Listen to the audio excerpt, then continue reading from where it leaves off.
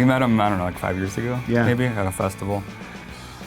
And I think the first time I really talked to him about, the challenges of being in a band, we were gonna play a radio show in Florida. Oh, yeah.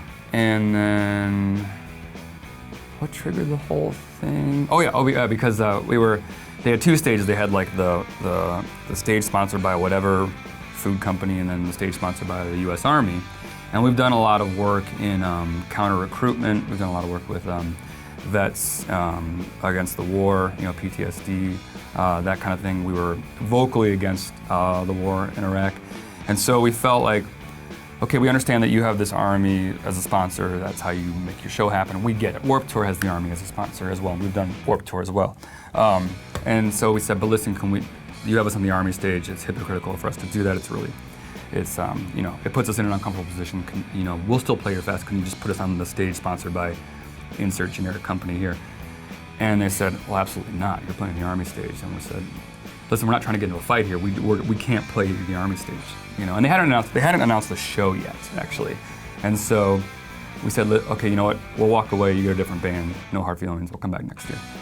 No big deal. They went on the air, said all kinds of like your typical awful, like uber patriotic things against us, saying that like we hate America, we hate freedom. They kind of all those just kind of generic idiot things to say.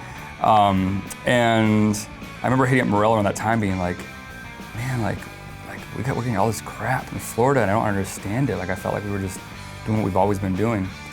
Hey, did you guys ever get crap for what you did, or like your stances? And he's like, are you kidding me? And he's like, we got kicked off of so many radio shows. We got kicked off of more radio shows than we played.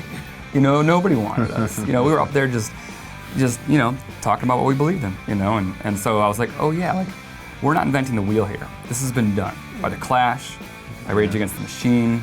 It made me feel less alone. It made me feel like, okay, this is something that we can do and push on as a historic precedence.